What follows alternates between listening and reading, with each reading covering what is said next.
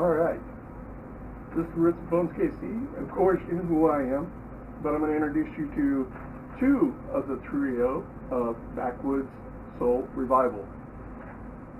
Matt Webb. I'm Matt Gaines, play drums. Alright. I'm Chris Amos, play guitar and sing. Today we're going to interview these gentlemen. Muggs, of course. Muggs has his own diner over there in Excelsior. We'll talk about that a little bit later, of course, right, guys? Mm-hmm. Yep. He's busy being the head boss, of course, that happens. Some insight. I just want to start off. It's an honor and a pleasure to be able to interview you guys. I mean, just seeing you on stage is wow. I mean, you make a person want to just holy, Hopefully that's a good thing. What did I just see? It just felt like I just saw a big rock concert, I mean, because you don't imagine seeing a trio going that big, that quick, and sounding so explosive. And to me, I mean, I'll give my personal opinion right up front, guys.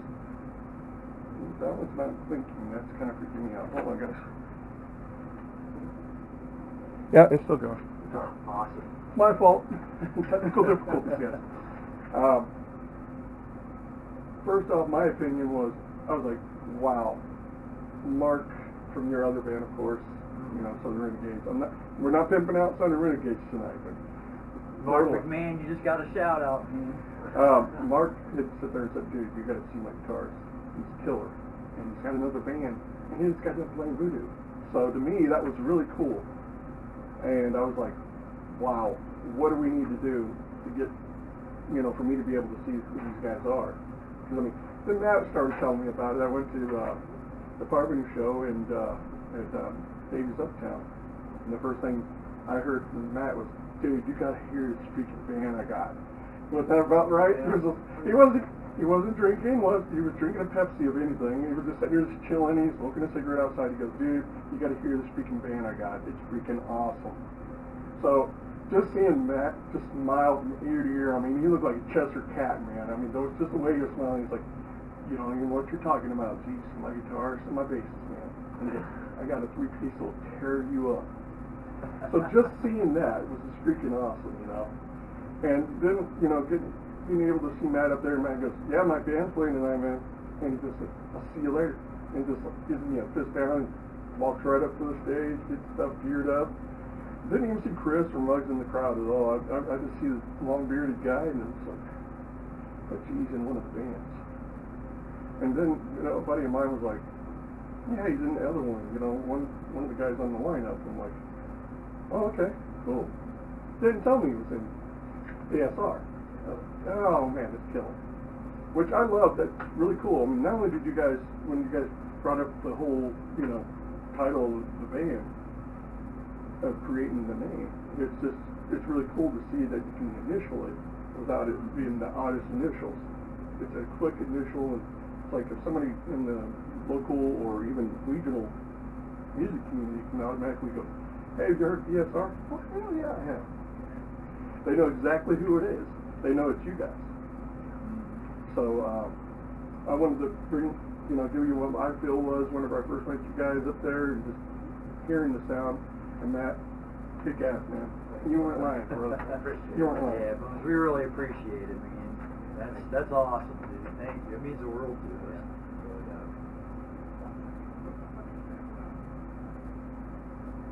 As you can. Sometimes things kind of go. No. Got it. We're on. What is the name? Backwoods Soul Revival. How do you guys define it? Pretty much as just as your trio.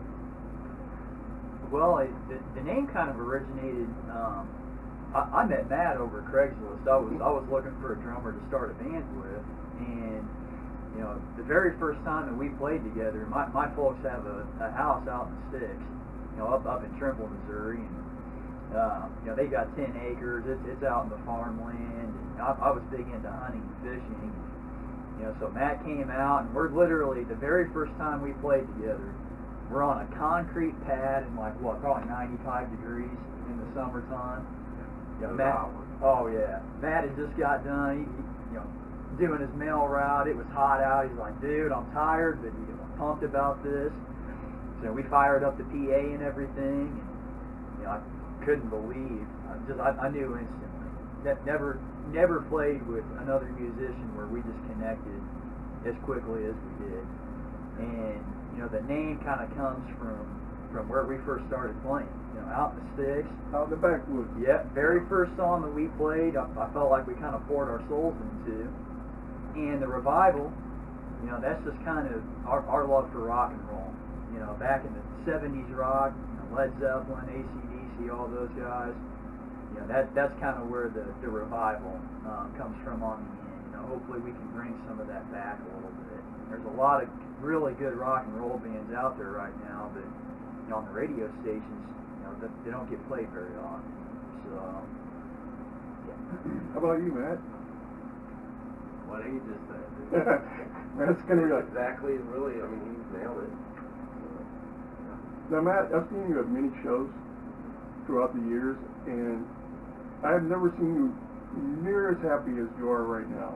I mean, just seeing the smile on your face at every show, just going like this, going, yeah, those guys sound good, but we got a sound that just knocked your socks off, and we're up there with these, you know, the level of all these other people that have started out fast and have, you know, got this fast pace.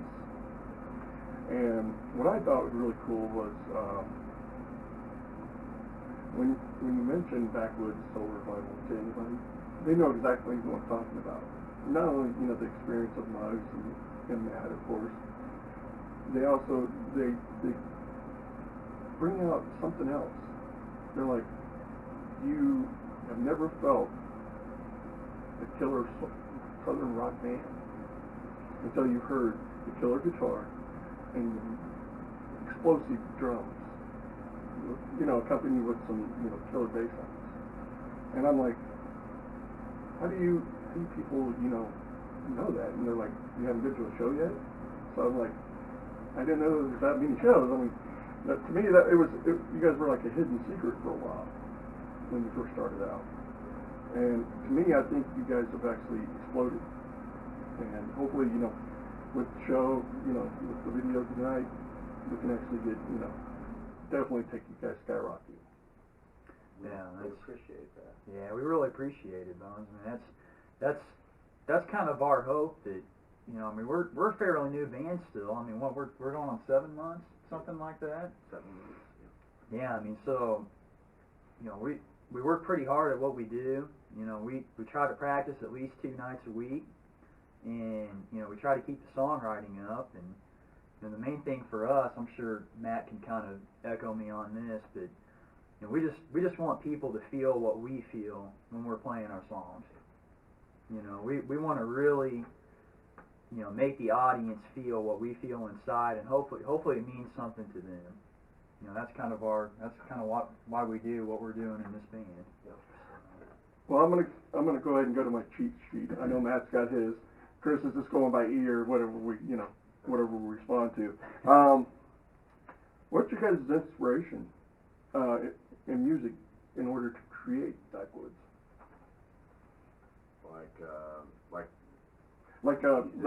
Musician, you know, like a certain type of music, like was it blues mixed with southern rock? Was it any certain person like B.B. King or certain drummers like Miles Davis or anything like that? Oh, Neil Peart and Buddy Rich, all them I watched when I was little. I always wanted to play drums, but after seeing like videos of Neil Peart and Stuart Copeland and people like that, I just was like, I've got to pick up drums. And then there were a couple neighbors in my neighborhood that played drums, and I'd go play on them. And they'd be like, man, you need to play drums because you've got it. So started out playing on butter buckets and pans, and finally mowed enough yards to buy my own drum set and practice a good 5-6 hours a day every day. And now, speaking of experience, and I know I'm going off page. Speaking of experience, you've been in many bands prior to Backwoods Soul Revival. Yeah. And being in those bands, you've gotten a lot of skill and a lot of, you know, years under your belt to show, you know, not only Chris but also Muggs. I mean, Muggs has probably been in a few, you know, dozen bands prior to you guys' band, and filling that void of inexperience, you're helping him get more experienced on stage and more confidence and motivation, right? Yeah, that's something I'm so grateful for. I mean, you know, Muggs and Matt, you know, the 7 months that we've been together as a band, you know, I've learned so much from these guys. You know, just how to act on stage, and you know how to really be true to what you're doing. I think is the biggest thing. You know, we don't try to be fake in any way. You know, Matt told me from a very early point, you know, that music means a lot to him, and music means a lot to me as well. So, you know, what we're playing, you know, we really fully believe in what we're singing, what he's playing drums to, what I'm playing guitar to, what Muggs is playing bass to. I know you could probably speak for Muggs, but I don't want to leave Muggs out there. So, both being, you know, musicians, fellow musicians and bandmates of Muggs, you think his experiences of bassist in, you know, not only mainstream but also local, he's had, you know, good guys that kind of inspired him, I wouldn't doubt. Oh Yeah. And trust me, we will get Muggs on here one day. As a full band. But this isn't the only interview I'm doing with these guys. I know if they love this one and you guys love this one, we'll definitely get another interview in before summertime and kind of give them a little bit of love during the summer gigs. Now, Chris, what is your inspirations? I'd say number one is probably my dad. You know, I was probably 7 or 8 when my dad started teaching me how to play guitar, and you know he's been playing for 40-some years now. So you know, learning from, you know, not only a family member but a guy that has been playing for a long time was, you know, you can't put a price on that. You know, I mean, just the time that we used to spend when I was a kid up in his office, you know, he'd play his Les Paul, and I'd have a little Junior Squire Strat that I'd play with him. I mean, those are some of the best memories that I'll ever have. You know, it's a blessing. Yeah, I got to visit with your dad at the very end of the show. Well, I was trying to buy a shirt and CD, and of course, if you guys want to, just to pimp them out, definitely find their website. I do believe you guys do have a Facebook, and then you guys do have a website. You guys want to go ahead and yell at it? Yeah, I mean, it's BackwoodsSoulRevival.com, and on Facebook, just search Backwoods Soul Revival, and on the Instagram account as well. You guys got shirts on there, of course. Yep, we've got shirts. 3 different types of shirts, actually. Yes, sir. I think there was a black one, there was a gray one, and then there was a white one with just the skull with a cool bandana. And it said Backwoods Soul Revival on the side, which of course I am a proud owner of. And the CD, guys, trust me, I do believe, what is it, 5 songs? It's 6 songs. Six songs.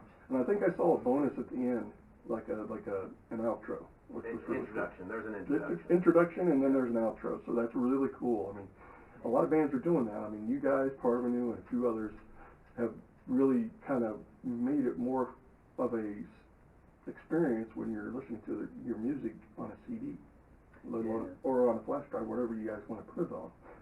And to me, that's awesome, because you're not only you bringing me into your band with the lyrics and the instrumentals, you're also bringing me into, you know, your experience that happened while you were writing that song. And that's a really cool thing, Buzz. I'm glad that you felt that way about it, because you know, a lot of people nowadays, you know, you talk to them about what's on Spotify, Apple Music, and everything's about streaming like a single.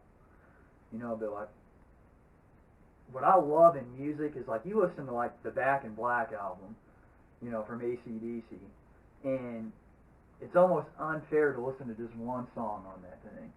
You know, if you listen to that whole album, you know, from the first track to the last track, it's an experience.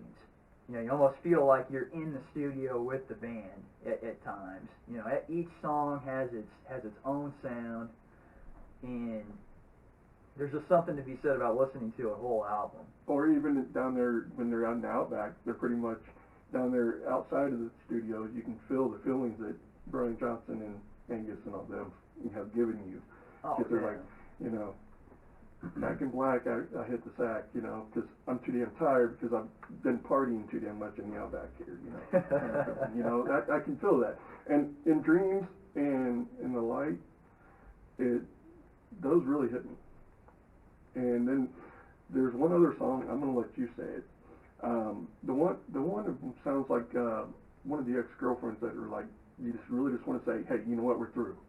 Oh, no more? Or? No more, yeah. Yeah, And no it's like, more. it almost feels like every member of the band, Matt, Muggs, and you had that experience, either with one girl or another, that you just want to like, hey, you know what, we're through.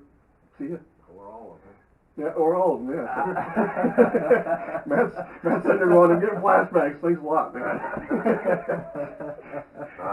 If you get a flashback and you're a drummer, you're sitting there going, okay, if I play that song again, I'm going to get a flashback and then I'll probably miss a few tempos here. My tempo has screwed up now.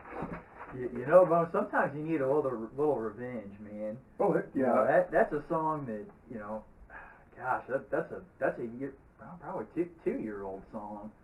That was one of the very first songs that I'd written, and I was feeling really down and low out, and just feeling really bad. You know, this girl that I'd been seeing, you know, she told me, you know, this ain't gonna work, and I was kind of crushed a little bit. And one night, I'm like, you know what? I'm just gonna show her what's up in this song. You know, and that revenge feels kind of good sometimes. You know, hopefully people can relate to that. I'll tell you, whenever I get a chance this next show up here, which we'll tell you guys about that Aftershock that's coming up real soon, just seeing Matt play that song live in Voodoo this last month, it's like you guys had a perfect connection to that one, and those drums were the ex-girlfriend. He was sitting there just wailing away. I was just sitting there saying, I'm through with you, lady, here's all your crap. You know, it felt like that, you know, it's like, it felt like he was sitting there going, brother, I feel you. I think I did the same damn thing last week. So it just felt like that, you know? Because, I mean, you could see the facial expressions. He's like, yeah. I'm sorry, brother. Oh, but he's just like wailing away. You know, I'm like, and just seeing the facial features, he's like, I'm like I was like, yeah, there's a connection, because you turned around and looked at him, and he's like, he just gave you that nod. He's like, yeah, it's serious time. But the cool thing was just seeing you guys just all connect so well as a trio. I mean, and like, I'm not kidding when I say explosive. I mean, the video I'm gonna add, it's gonna be the icing on the cake compared to what people can see live. Because I mean, I know you guys as well. Whenever you go to any gig, you can feel the explosiveness of your trio. Well, yeah, that. I mean, Matt, he told me straight out. He goes like this. He goes, yeah, all these bands, and you know, every time I've seen him, he's always sit there, and we've always visited, and he's like, these guys are good, but he goes, if they hit the stage with us, they better get their A game on, because we're explosive. We get A game, and that's what I love. Because I mean, you guys are kind of setting that bar. You and 2 or 3 other bands that I know of are setting that bar. The people that have to, if you're going to stay around, you got to set that bar and keep up there with the other bands. And you guys, to me, I might be biased, but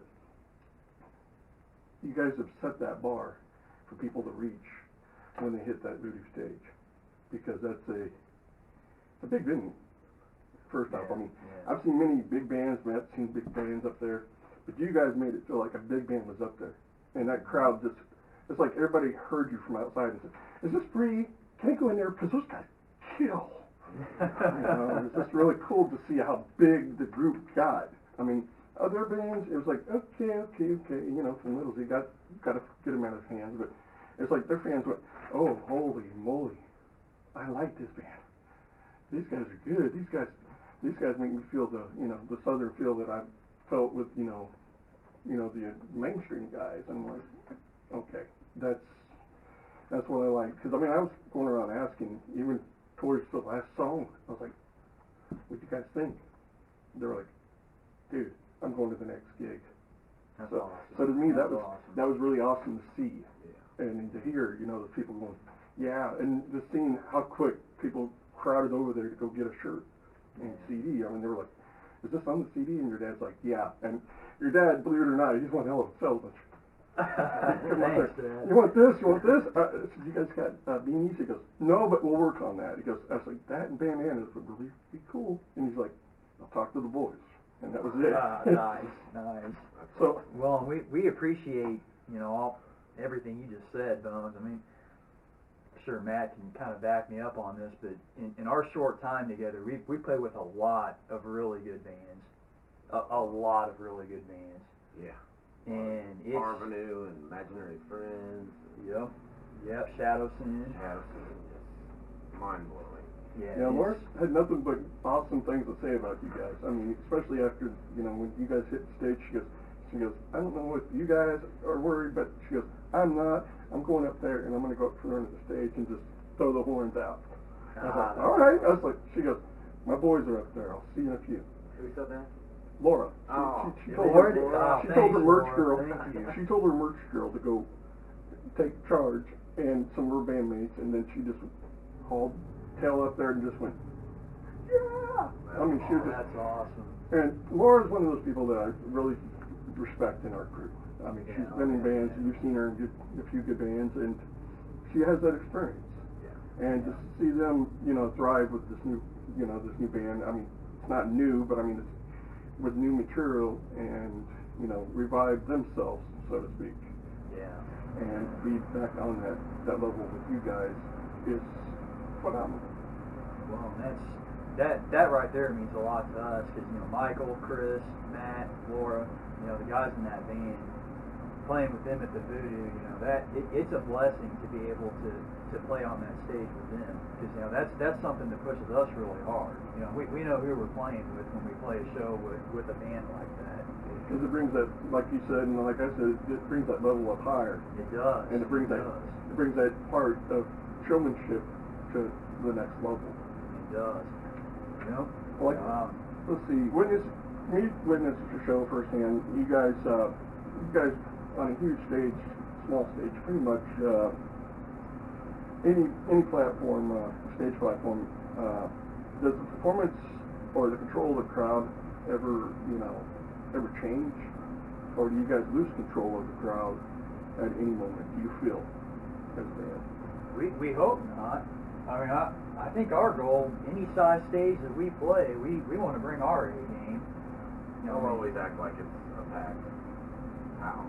Yeah. Always.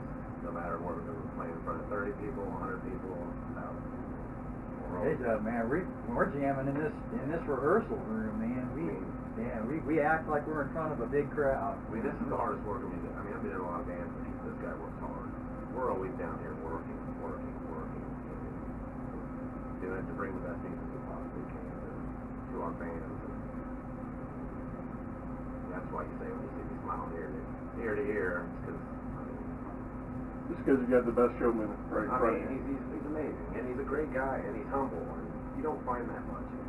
And I'm starting to learn, you know, with like Parvenu and Shadow and all of them. I mean, there are humble bands out there that aren't just about themselves. You know, I mean, it's very important for bands to stick together. You guys have learned how to communicate with your community of, you know, not only friends but also fellow musicians, fellow bands. That's really awesome. I know you're in the cockpit all the time, so pretty much you get to see, and you're trying to, you know, make the showmanship, you know, work. But seeing Matt be in the cockpit and you just see the eyeballs of everybody just directly either on you or on him or on Muggs, the movement and the showmanship, you pretty much get to see the bird's eye view, kind of like a fighter pilot does when he's attacking. I get to, but I don't. So that's why. Secret, I have some stage fright, so I don't look at anybody in the crowd. Really? At all, no. I just get up there, and that's why you'll see me standing up and doing this and that, so I don't have to focus on if anybody's looking at me or anything. I just kind of get in my own zone, and usually I'm not ever looking. And that's very rare. I mean, I've never seen a drummer stand up and still kick drum and still just beat the living heck out of the drum. Yeah. I mean, that's one of those guys. Matt, you're one of those guys that's very rare to see play while they're standing up that long. Because, I mean, it stood up about, what was it, half a song? Well, looking back at the video you took at the Voodoo, I mean, during the whole guitar solo on the light, he's standing up back there, you know. That's just because I'm getting old and I gotta stretch out sometimes. I gotta be like, well, how am I gonna do that? Is that what you would call the fourth song stretch? Yeah. Or the second song stretch or something? Or first, second, third, fourth, fifth, and sixth, seventh, eighth, ninth. Well, and Bones, that's one of my favorite things about Matt, man. You know, he plays like he's 15. You know, he's got so much energy, and you know, there's a lot of times where I feel like I'm missing out on a lot because you know I'm having to sing up there and play, and you know I don't really get to watch Muggs and Matt too much. But man, looking back at videos, it's like, man, that's pretty fun to watch. You know, that Matt's standing up and Muggs, you know, that beard's flying all over. Oh yeah, and just seeing you guys, I mean, I noticed that you just said, you know, you don't get to see them much. But when you do get to see them, you do communicate with Matt to make sure that the tempo's still there, getting you comfortable for your harmony. And at the same time, you're also going over to Muggs, kind of, you know, leaning over near him, going, yeah, that sounds awesome. I don't need to ask him anything, you know, what, you know, the next chord I need to slide into or anything like that. Am I off chord or am I, you know, drop? Like that cracked me up. Not many musicians will do that in a live show, sit there and go, oh, wow, I didn't know I was in drop D, you know? Oh, yeah, And tuning slip up. It's really cool, because, I mean, he did that, right? And I was at a video, and I was like, wow, I can't believe that's happened. But wait a minute, I've seen this one other time, but very rare. Because a lot of people, number one, you're getting the crowd into it now. Because you automatically went, oh, I screwed up, thank you.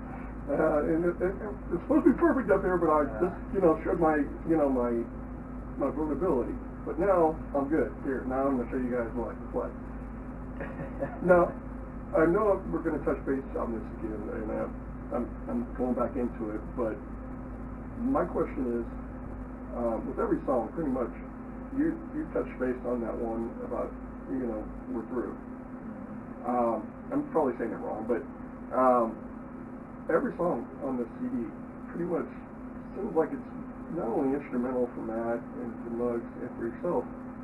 Lyrically, it sounds like a lot of them are personal experiences and personal times that either you have, Matt, or Muggs, or yourself, Chris, have been in. Yeah, yep. A lot of times when we're doing the songwriting, try to get into a certain place, you know, a certain frame of mind where, you know, say if we come up with the riff first or whatever, you know, you kind of see how that makes you feel, and then, you know, like you're saying, Bones, you kind of go into an event that's happened in your life, or you know, something that you've gone through, you know, something that you may have faith for in the future, you know, just some kind of feeling that you can dig into that, you know, hopefully people can feel that with you, you know, so hopefully that they have something that happened in the past of their life that they can say, okay, you know, that I felt like that at some point. You know, while I'm listening to this song, you know, I can relate to what they're singing about, or you know, what the guitar riff sounds like with the vocals, you know, what the drums sound like with the vocals. You know, each song on that record, you know, I can point to each and every song on the record and tell you exactly what I was feeling when we wrote that song. That is awesome. And to me, almost every time, I mean, it's the only CD that's in my CD player right now. It's because when I'm in traffic, or if I'm, you know, if I'm just traveling, I mean, me and my brother went up there to Nebraska, and I was like, dude, I want to get back as soon as possible so I can get everything ready, so I can actually go up there and check out Backwoods and Parvenu was playing before you guys a week before, and they were doing their CD release and stuff like that, and then I was like, I want to go to that Shadow Sin Full Metal Z Backwoods Soul Revival. I've never seen them, so I want to check them out. So I was excited. My brother was like, I played him a few songs, you know, a few clips of it, and he's like, dude, those guys sound really good. And he goes, you're doing an interview with them? I'm like, yeah. He's like, killer. He goes, knock him dead. And I was like, I hope they knock me dead and knock everybody else dead in this video, because to me that's really cool, because I mean, you guys are very humble as a group. I mean, especially when people came up to get autographs, or you know, give you high fives or give you guys praises. You guys were like Well, we just do it for you guys. You guys don't ever, get over cocky or anything like that. And that's what I really dig about you guys. You guys are a very down-home, relaxing, kind of hard-working band.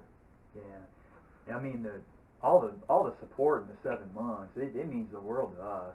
I mean, when we started the band, we couldn't have imagined there would have been so much support in the Kansas City music community. Matt and I've talked about it a couple of times. There's been times where I'll listen to one of our songs going down the road, and I just kind of start thinking about everybody that's helped us along the way. Like the guys in Parvenu, the guys in Shadow Sin, Stratgazer, Corey O'Meara.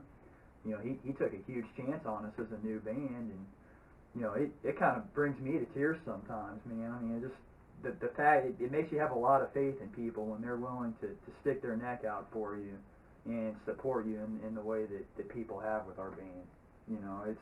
It's a really, really cool thing. I talked to Casey, I talked to Corey that night we were at Parvenu's CD release, and the first thing he said was, he goes, "Matt's not lying to you, man." He goes, and if you don't know who Corey is, Corey's Stratgazer, Corey O'Meara. And I'm name dropping. Thank you, Corey. When me and Matt were just, shooting the breeze, it just pretty much, Matt was serious about his band, and he's like, dude, he's no joke. He's pimping that band out because he loves that band. That is heart and soul for him right now, and don't count him out. I was like, okay, so I'm gonna go check out their show. And so when Matt told me when the show was gonna be, I was like, I'll be there. So I wanted to add one more thing, but I can't remember now. I just had it at the top of my head when you were talking about it. And I was going to ask Matt about it. Dang. I'm not going to make an old age joke, but sometimes. We're both getting older. That's why Matt hides his, and he gets the color because he's blowing. It's okay. Oh, no. It's all right. Maybe it's the lighting back here. You guys are going to be making fun of me. Here in a couple of years, I might catch some grays. No, I'm not going to try to cut this short or anything, but I wanted to give you guys time to sit there and, let us know the future shows you got coming up, upcoming, and so forth, and kind of, this is going to be your minute, what you guys want to do pretty much, and what the next mission, so to speak, Because I know as Backwoods Soul Revival, you guys got your own mission statement, the way you want things to go, what you're determined to do. What's the determination for the next? Oh, no. Time out. No, I'm just kidding. Matt's an important man. Yep, he is. He's turned off for church. I don't know how I did that. He's popular.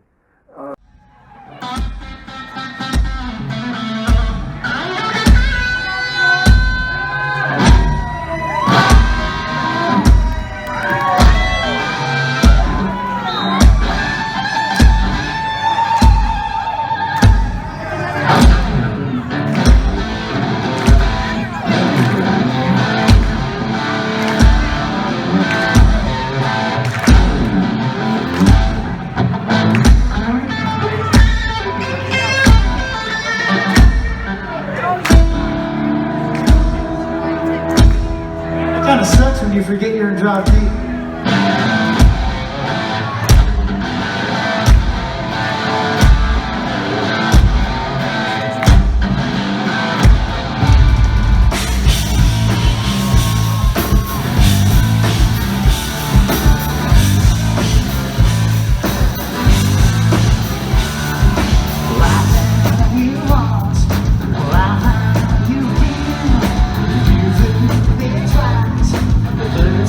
This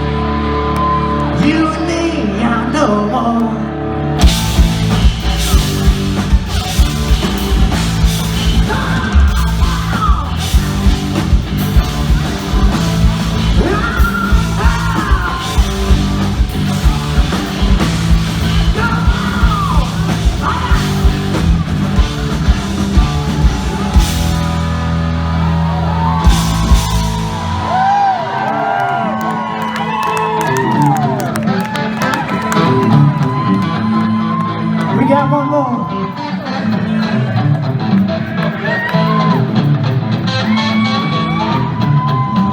This one's called Dreams. Been struggling ever so long. I let myself